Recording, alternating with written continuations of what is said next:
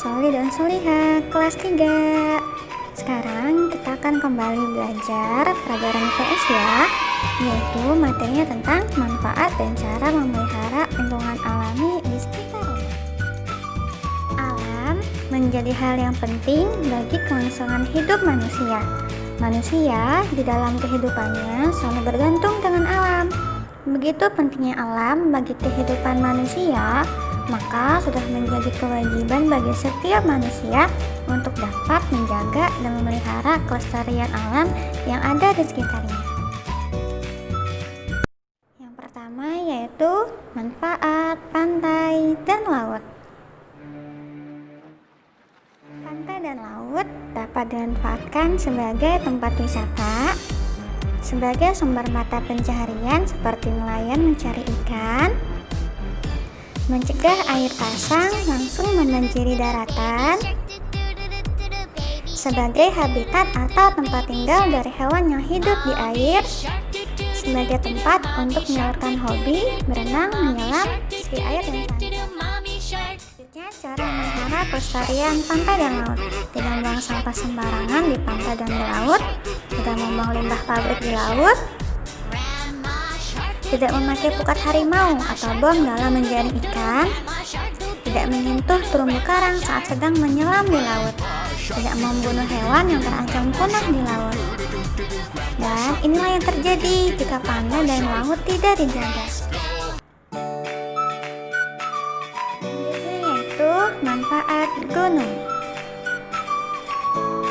Sebagai usaha perkebunan, dapat menyuburkan tanah, sebagai tempat rekreasi dan pendakian, sebagai sumber penyimpanan air. Selanjutnya yaitu manfaat hutan. Apa saja? Sebagai paru-paru dunia, menjaga dan mempertahankan kesuburan tanah, sebagai wilayah untuk melestarikan keanekaragaman tumbuhan, mencegah tanah longsor dan banjir, sebagai menampung air hujan, kayu dari pepohonan untuk bahan pembuatan rumah dan benda-benda yang bermanfaat bagi manusia. Selanjutnya, cara memelihara hutan, yaitu melakukan reboisasi, yaitu penanaman kembali hutannya telah gundul atau banyak ditebang.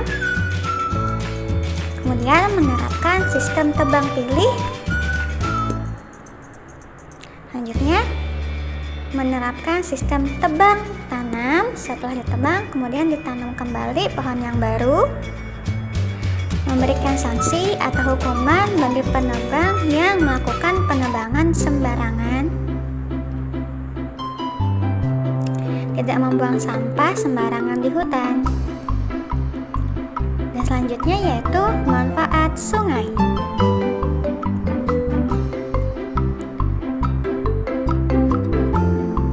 Apa saja? Yang pertama, sebagai kebutuhan sehari-hari, kemudian sebagai sumber irigasi atau pengairan, kemudian sebagai sumber pembangkit listrik tenaga air, sebagai sarana perjalanan transportasi lokasi pariwisata, kemudian sebagai lokasi pariwisata. Selanjutnya, cara memelihara kelestarian sungai. Yang pertama, tidak membuang sampah ke sungai. Kemudian, menata agar tidak banyak bangunan yang berdiri di dekat sungai. Kemudian, tidak membuang limbah rumah tangga dan industri ke sungai. Dan selanjutnya, manfaat danau. Yang pertama, danau sebagai tempat rekreasi. Kemudian, danau sebagai penghasil ikan air tawar atau perikanan. Selanjutnya, sebagai untuk irigasi. Selanjutnya, cara melestarikan danau. Jangan membuang sampah dan limbah sembarangan di danau. Batasi jumlah penangkapan ikan. Batasi daerah pemancingan. Dan jagalah hutan di sekitar danau dan tidak ditebang. Selanjutnya, gunakan air danau dengan tidak berlebihan.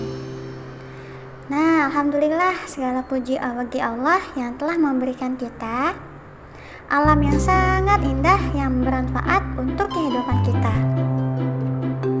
Dan tentunya harus kita jaga dan kita pelihara.